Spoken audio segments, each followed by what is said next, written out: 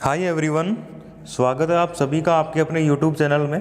साथियों, आज अपन बात करेंगे जो सेंट्रल गवर्नमेंट ऑफ इंडिया द्वारा क्या हुआ अभी कल यूपीएस यूनिफाइड पेंशन स्कीम सभी कर्मचारियों के लिए, जो केंद्र सरकार के कर्मचारी हैं उनके लिए नई पेंशन स्कीम का अनाउंस हुआ है। तो उसके ऊपर अपन चर्चा करेंगे। यूनिफाइड पेंशन स्कीम आखिर क्या है, उसका बेनिफिट क्या है, कितना कंट्रीब्यूट एक कर्मचारी को करना पड़ेगा, कितना नहीं करना पड़ेगा, गवर्नमेंट कितना कंट्रीब्यूट करेगी, कब से लागू होगी, और ओपीएस एनपीएस यूपीएस में क्या डिफरेंस है, कौन सी सबसे अच्छी है, कौन सी क्या खराब है, और क्या उसके नुकसान फायदे, सब कुछ अपन डिस्कस करेंगे। तो उम्मीद करता हूँ आप चैनल पे नए विजिट कर रहे हैं तो चैनल को सब्सक्राइब कर लेंगे, इसी तरह की वीडियो आपको मिलेगी। और उम्मीद करता हूँ अगर वीडियो पूरा देखेंगे तो आपको चीज़ें समझ में आएंगी आसानी से आप। ठीक है, तो स्टार्ट करते हैं अपन। सबसे पहले देखें अपन यूनिफाइड पेंशन स्कीम यानी यूपीएस क्या है। यूपीएस क्या है और ये कब से लागू होगी, मेनली इस पे बात करें तो अपन स्टार्टिंग से एक बार बात करें। दिसंबर 2003 में क्या हुआ था, सरकारी कर्मचारियों को दिसंबर 2003 तक ओल्ड पेंशन स्कीम यानी ओपीएस लागू थी। जनवरी 2004 में जो अटल बिहारी वाजपेयी की सरकार थी उसको हटाकर न्यू पेंशन स्कीम यानी एनपीएस लागू कर दी उन्होंने। ठीक है, उससे पहले ओपीएस ओल्ड पेंशन स्कीम लागू थी और उसके बाद में एनपीएस न्यू पेंशन स्कीम लागू कर दी, जो अब तक न्यू पेंशन स्कीम ही चल रही है अभी तक। ठीक है, उसके बाद में कल ही अनाउंस हुआ डेट 24 अगस्त 2024 को केंद्रीय मंत्री जो पीयूष गोयल, शायद आई थिंक, पता नहीं, वो मेरे को कंफर्म नहीं है, लेकिन उन्होंने अनाउंस किया कि इसकी जगह एनपीएस की जगह यूपीएस लाई जाएगी, यूनिफाइड पेंशन स्कीम।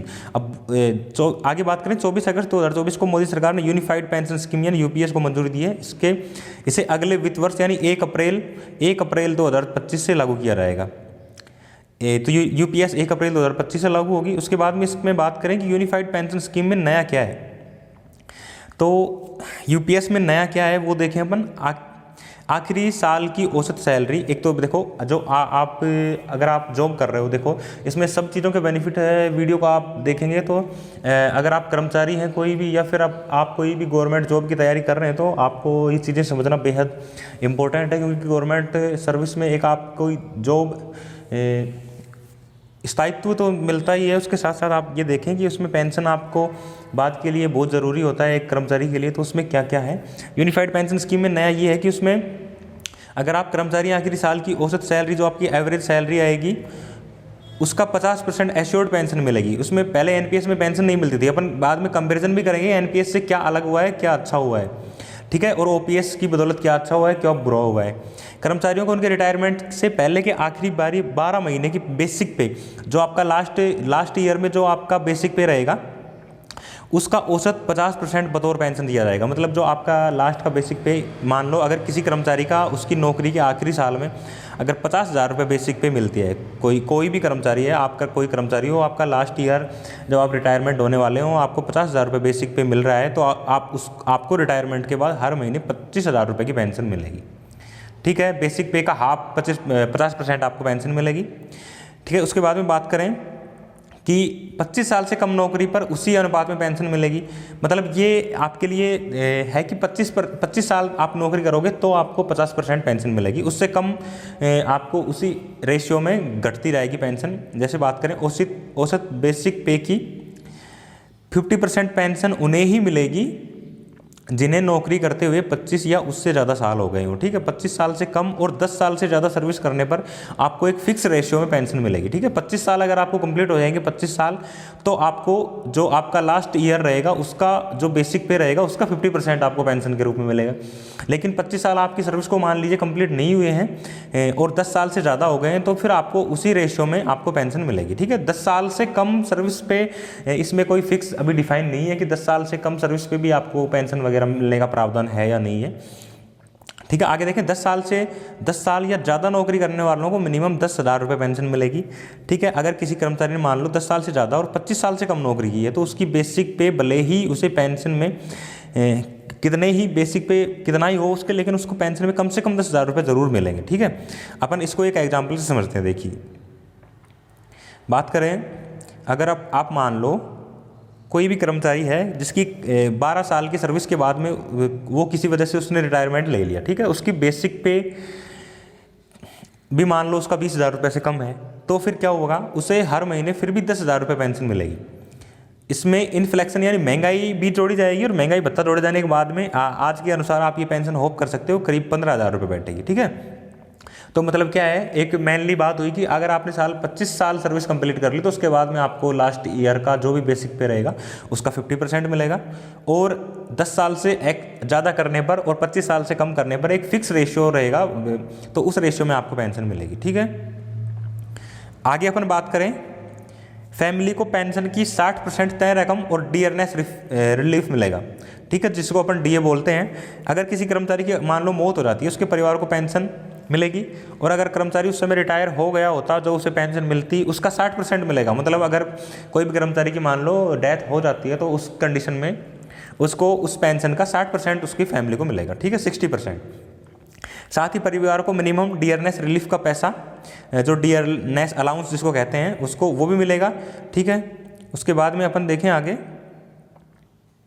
पेंशन के अलावा देखो लमसम अमाउंट, जो पहले ओपीएस में चलता था, ग्रेच्युटी अमाउंट जिसको बोलते हैं, लमसम अमाउंट, उसकी भी इसमें प्रावधान किया गया है यूपीएस में। ठीक है, लमसम अमाउंट कैसे समझेंगे, सरकार हर कर्मचारी को उसकी 6 महीने की नौकरी पूरी करने पर उन 6 महीनों की सैलरी और डीए का 10% पैसा और रिटायरमेंट के बाद लमसम अमाउंट बतौर देगी। समझिए, इसको ऐसा समझेंगे, समझिए अगर किसी कर्मचारी ने 10 साल और 3 महीने की नौकरी की, ठीक है, तो उसे 10 साल की सैलरी, ठीक है, 10 साल की सैलरी और डीए का 10%, जो सैलरी और डीए का 10% बतौर लमसम अमाउंट दिया रहेगा।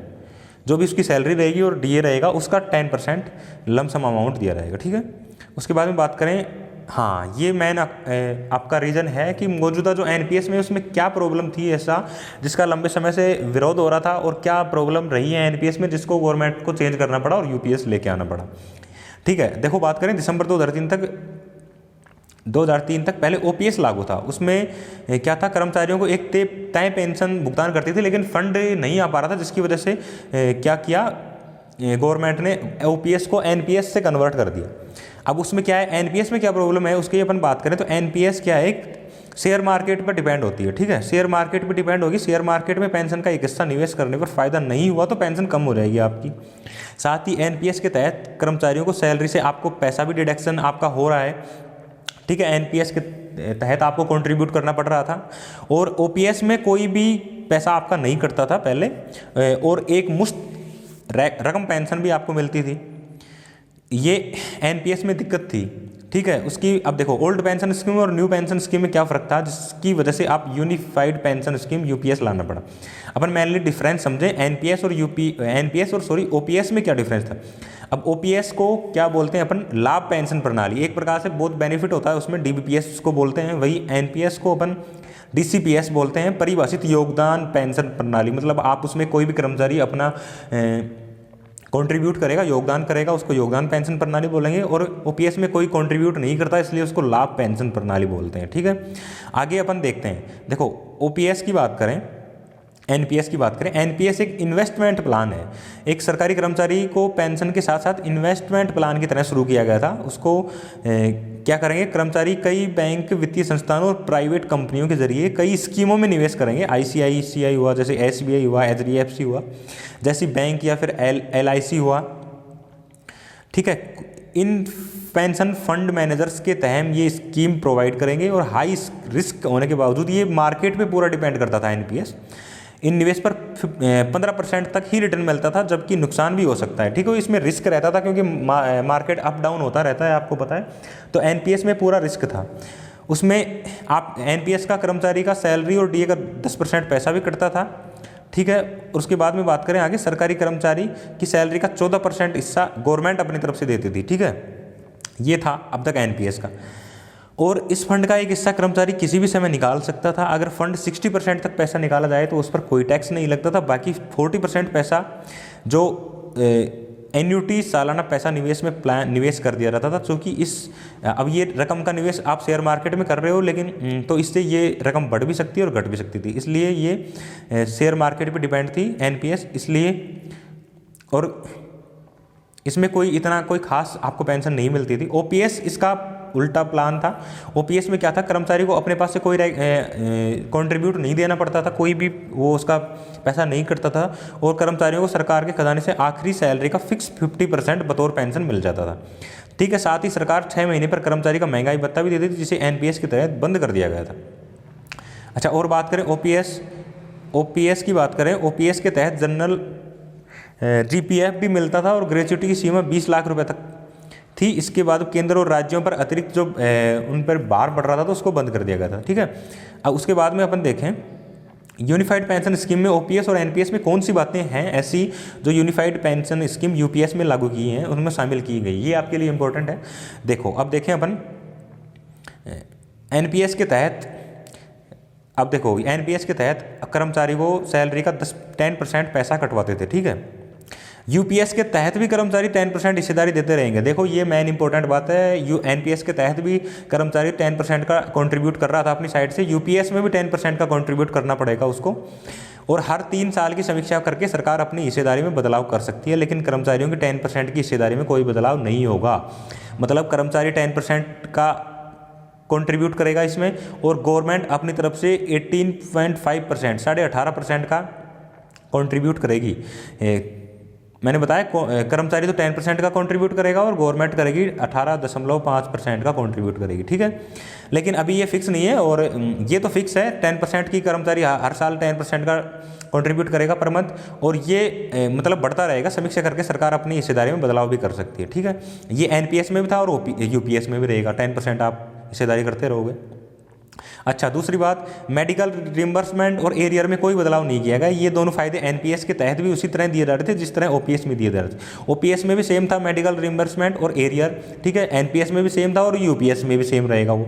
अच्छा, अब ओपीएस के क्या क्या बेनिफिट थे जो यूपीएस में 1-2 शामिल किए गए हैं। देखो ओपीएस में क्या था, हर महीने तय पेंशन की मांग के चलते सरकार ने 50% रकम बतौर पेंशन हर महीने देने की बात की थी। ये प्रावधान ओपीएस की तरह ही है। आपको ओपीएस में भी 50% रकम आपको पेंशन के रूप में मिलती है और यूपीएस में भी आपको 50% रकम मिलेगी। ठीक है, अच्छा, ग्रेच्युटी और जनरल प्रोविडेंट फंड को लेकर यूपीएस में अलग से कोई घोषणा नहीं की गई है, लेकिन जो 6 महीने की सर्विस पे जो मैंने बताया लमसम अमाउंट रहेगा आपका, वो ग्रेच्युटी फंड और वो ही जनरल जीपीएफ आप उसको मान सकते हो। कुल सैलरी की और डीए का 10% जोड़कर आखिरी में एक लमसम अमाउंट दिया रहेगा। ठीक है, ग्रेच्युटी को लमसम अमाउंट आप मान सकते हो। अच्छा, अब 3 फायदे की बातें कर लेते हैं अपन लास्ट में, जो कर्मचारियों के लिए बिल्कुल नहीं है और जो इम्पोर्टेंट है।